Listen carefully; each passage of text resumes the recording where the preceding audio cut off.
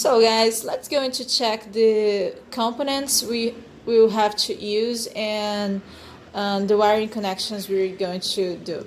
So this is the ST-Link. It's a loader for STM8 and STM32 microcontrollers. And here we have the headers, okay, and this is the identification of each pin.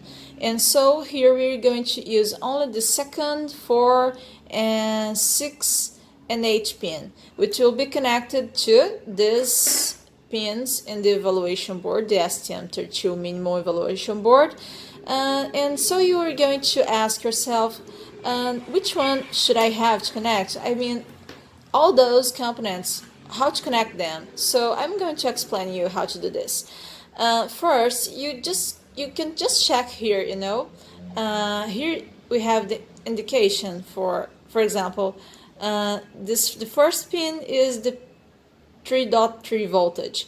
The second is the SIO pin, the third is the SIO clock pin, and the fourth is the GND pin. So for example, here we have already seen that the pin 2 is the SIO pin. So I'm just going to connect those headers here.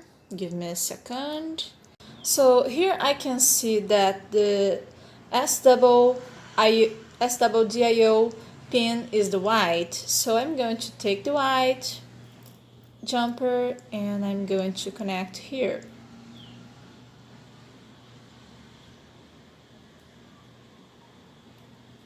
Alright, and I can see that the gray jumper is connected to the GNG.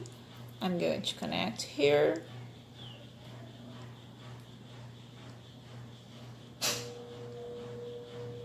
And I can see that the brown is connected to the SIO clock.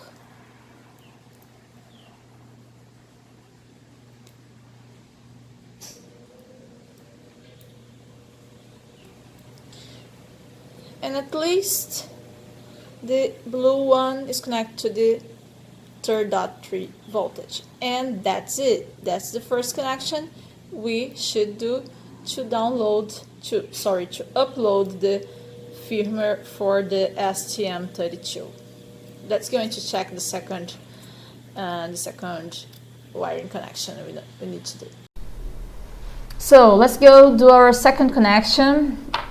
I used this USB to UART converter along with the STM32, and I'm going to show you how to do this connection. Here I just used 3 jumpers, one for the ground, one for the transmitter bus, and one for the receiver bus.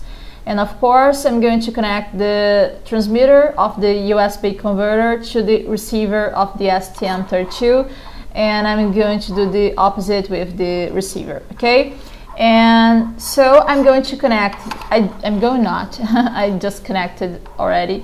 I connect the transmitter here with the receiver that is on the A10 pin of the STM32, and I connected the transmitter with the A9 pin, alright?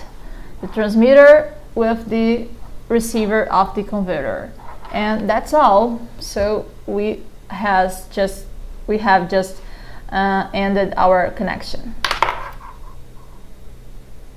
I know it's a little bit messy, alright, but that's the connection we are going to have in the end.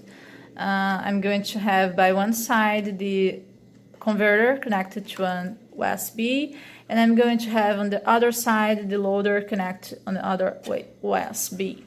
And that's all.